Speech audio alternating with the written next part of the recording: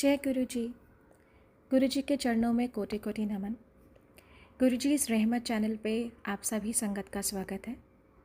इस चैनल के माध्यम से हम सभी संगत के सत्संग को साझा करते हैं। जिस रूप में सत्संग भेज जाते हैं उसी रूप में कोशिश रहती है कि सत्संग आप सभी संगत तक पहुँचाए जाएँ।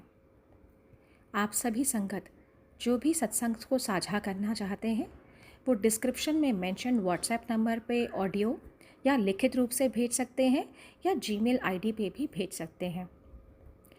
और एक बात मैं संगत जी आप सभी से कहना चाहती हूँ कि सत्संग को अंत तक सुनिएगा, क्योंकि सत्संग हमारी दवाई है। हमें नहीं पता गुरु महाराज किस तरीके से, कौन से सत्संग के माध्यम से कौन कौन से मैसेज हमें देना चाहते हैं या कौन सा हमारा कष्ट काटना चाहते हैं।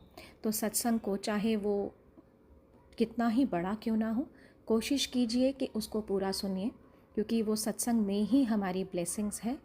तो प्लीज़ कृपया करके सत्संग को बीच में अधूरा नहीं छोड़ें, अंत तक सुनिए और कोशिश कीजिए कि सत्संग को बाकी संगत तक भी हम साझा कर सकें, हम शेयर कर सकें, क्योंकि गुरु महाराज हमेशा से यही कहते हैं कि सत्संग सुनाने वाले का भी भला, सुनने वाले का भी भला, और शेयर तो बिल्कुल करना ही चाहिए, क्योंकि पता नहीं सत्संग के माध्यम से कौन सी संगत का कल्याण हो सके। जय गुरु जी। शुक्राना गुरु जी। जय गुरु जी। जय गुरु जी। संगत जी, गुरु जी इस रहमत चैनल पे आप सभी संगत का स्वागत है।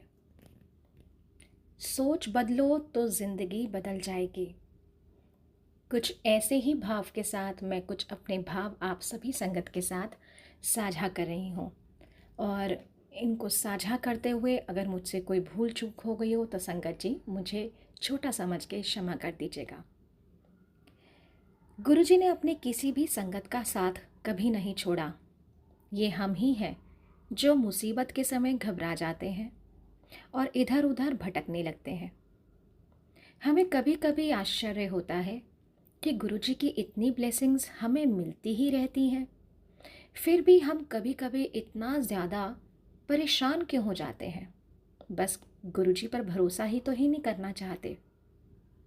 ऐसा करके हम अपना रास्ता ही ब्लॉक कर लेते हैं।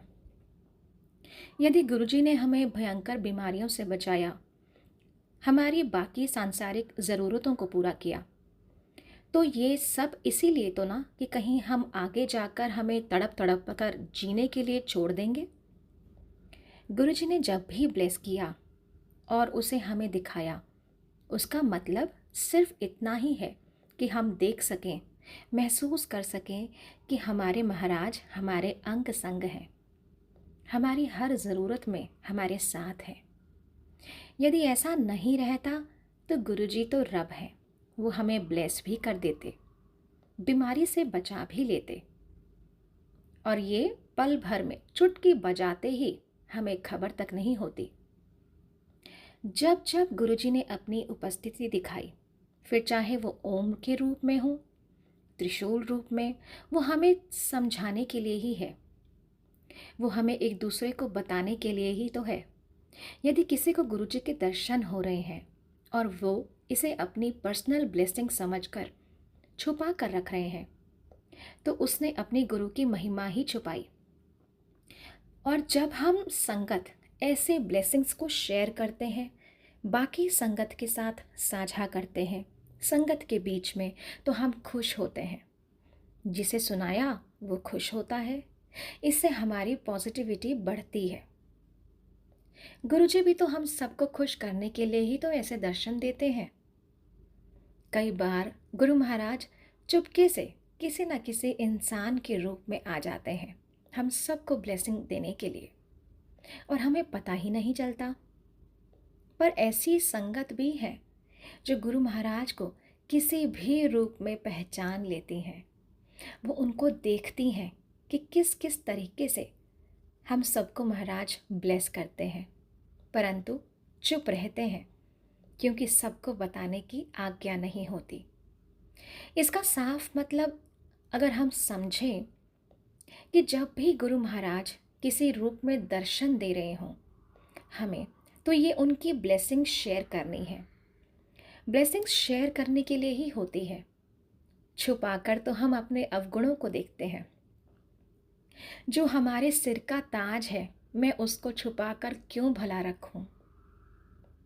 आज भी कई सत्संग से ये खबर आती है कि वहां गुरुजी तो विराजमान हो गए समय पर संगत ही नहीं आई। हम ऐसा क्यों कर रहे हैं? परमात्मा साक्षात हमारे सामने बैठे हैं, हमारा इंतजार कर रहे हैं, और हम हैं कि अपने हिसाब किताब से छुट्टी ही नहीं पा रहे हैं। यदि रब की रहमत हो जाए तो हमें किसी भी चीज़ की कमी नहीं रहेगी। वो हमें बिना किसी साधन के भी हमेशा खुश रख सकते हैं। हम जिस पैसे को कमाने के लिए सारी जिंदगी दांव पर लगा देते हैं, इतने उल्टे पुल्टे काम करते हैं, वो पैसा या धन गुरुजी के हाथ के तो मैल है। हम आज भी गुरुजी के जुड़ने के बाद ये समझते हैं कि यदि हम नहीं कमाए तो हमारा पेट ही नहीं भरेगा, हमारी ज़रूरतें कैसे पूरी होंगी।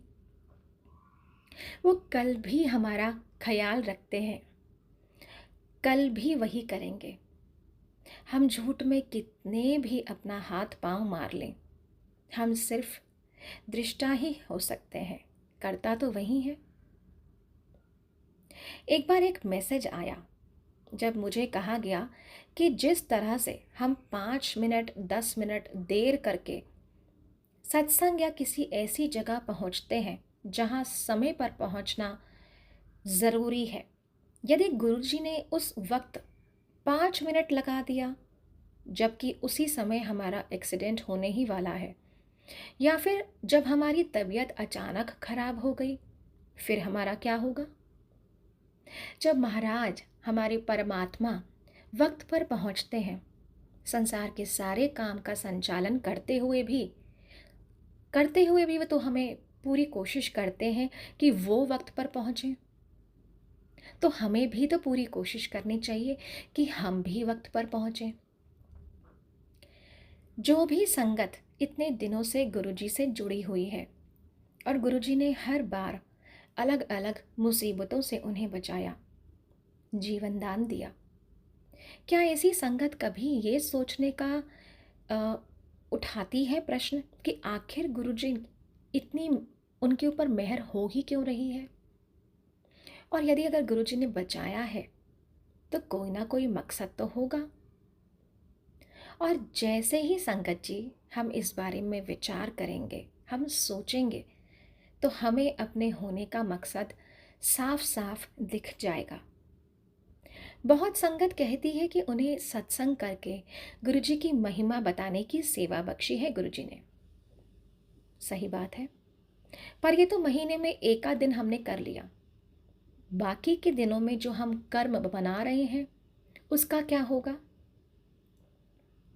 जिस तरीके से हम अपने बच्चे को धीरे धीरे अपने सभी संस्कार, अभी अपने जो गुण हैं, हमारे परिवार के जो संस्कार हैं, ये भी तो हम सिखा ही रहे हैं, बाहर की दुनिया के लिए तैयार करते हैं और फिर उसे खुले आसमान में उड़ने के लिए छोड़ देते हैं।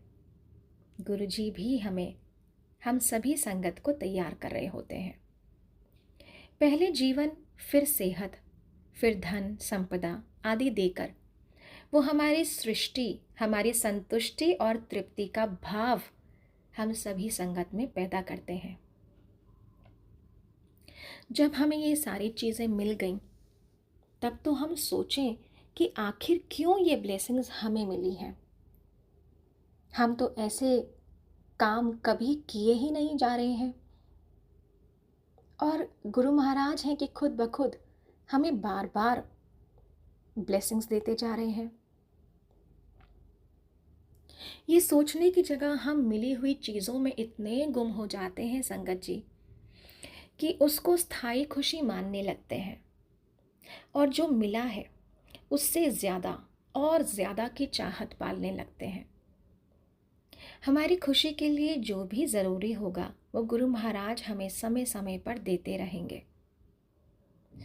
हमें सांसारिक सुख सुविधाएं, खुशियाँ देना, ये उनके लिए कोई बड़ी बात नहीं है, पर जिस भरोसे को बनाने के लिए गुरुजी ने हमें ये सभी ब्लेसिंग्स दी हैं, यदि हम वही भरोसा ही नहीं कर पाए और असली चीज़ लेने के लिए अपने को तैयार ही नहीं कर पाए, तो महाराज का हम पर मेहनत, जो भी उन्होंने हम पर मेहनत की है, वो हमने अपने हाथों से ही बर्बाद कर दी।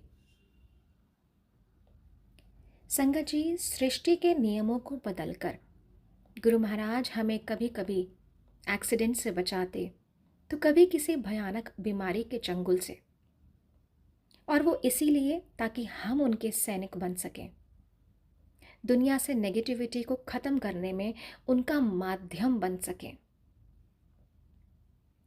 बल्कि हम ऐसे हैं कि कलयुग में जो जी रहे हैं हम, वो हमने गुरु महाराज को ही ग्रांटेड ले लिया। हम सत्संग करते हैं तो उन सभी चमत्कारों की चर्चा करते हैं, पर इन ब्लेसिंग्स के बदले हम में क्या परिवर्तन आया या क्या परिवर्तन आना चाहिए, क्या हम कभी इसके बारे में चर्चा करते हैं? नहीं। गुरु महाराज बार बार कह रहे हैं कि वो हमें संतुष्टि दे रहे हैं ताकि हम सांसारिक बातों में तृप्ति महसूस करें और फिर अपने अंतरात्मा में झांकना शुरू करें, और तभी हमारी असल यात्रा शुरू होगी, जिसको हम स्पिरिचुअल जर्नी भी कहते हैं। अपने को पहचान कर शुद्ध करने की यात्रा करनी भी कहाँ है, कुछ गुरुजी करते हैं, बस गुरु महाराज को करने का परमिशन ही देना है। देखा जाए तो हमें परमिशन भी नहीं देनी चाहिए, ये तो वो जानते हैं कि कब ये यात्रा शुरू होगी और किस समय शुरू होगी, लेकिन परमिशन सिर्फ इस सेंस में कि महाराज हम इस यात्रा के लिए तैयार हैं, अब आप जो चाहे कर लो, करते तो महाराज ही हैं, बस उनको करने देना है। वो कहते हैं ना कि महाराज को अपनी ज़िंदगी की डोर, ये अपने घोड़े की लगाम उनके हाथ में सौंप दो। हम ही तो रुकावट बनकर कह उठते हैं, अभी तो गुरुजी ने जो दिया है उसे एंजॉय करने दो। एंजॉय करने से कहाँ रोकते हैं महाराज, पर साथ साथ अगली यात्रा के लिए भी तो हमें वो तैयार कर रहे हैं। हम सब लोग बिना कुछ दिए सब कुछ पाना चाहते हैं। आज जो भी संगत पैसे वाली है, चाहे वो गुरु महाराज के पास क्यों ना जुड़े हों, किसी न किसी संकट को टलवाने के लिए ही, यदि उनको कोई प्रॉब्लम नहीं होती जिसे हम नकेल कह सकते हैं, गुरु महाराज ने अपने हाथ में ही रखी है, तभी तो वो लोग भी आते हैं। वरना ये पैसे का गरूर ऐसा होता है कि इंसान तो इंसान को ही नहीं समझता। गुरु महाराज के पास आने के बावजूद भी बहुत सी ऐसी धनी संगत है जो सिर्फ पैसे में ही अमीर रह गए हैं। महाराज उनसे बड़े बड़े काम कराना चाहते हैं, पर वो सत्संग करके या सत्संग अटेंड करके बस छुट्टी ही मांग लेते हैं। यहीं तक ही हम रह जाएंगे अटक कर। जो धन है वो तो आज का मिला है, जो धन गुरु महाराज देना चाहते हैं उससे तो आगे का भी जमा हो जाता है। हम वो कमाई करने का सोचे तो सही। हम संगत को गुरुजी ने क्या क्या जलवे नहीं दिखाए, फिर भी हम धनी संगत को वीआईपी कहते हैं। प्रॉब्लम उनकी नहीं है कि वो धनी है या वीआईपी है, प्रॉब्लम हमारी है संगत जी, जो हम पैसे वालों को वीआईपी समझते हैं। आज जो उनका है वो कल किसी और का होगा, ये जानते हुए भी यदि हमारे मन में उनके लिए कोई अलग भाव है तो हम अभी कॉम्प्लेक्स के शिकार हैं। उनको अपने से बड़ा समझना भी एक कॉम्प्लेक्स ही है। उनके साथ होकर अपने को गर्वान्वित समझना, महसूस करना भी कॉम्प्लेक्स ही है। गुरुजी ने तो हमें सबको ही बराबर का दर्जा दिया है। इसका सीधा साधा उदाहरण है कि महाराज ने अपने दरबार में सभी संगत को बिठाकर 4 लोगों को एक थाली में लंगर साझा कराते हैं, और ये हम ही तो हैं जो सांसारिकता से बिल्कुल बाहर ही नहीं निकल पा रहे। गुरु महाराज के मंदिर में वीआईपी वो है जिसे गुरुजी ने वीआईपी बनाया।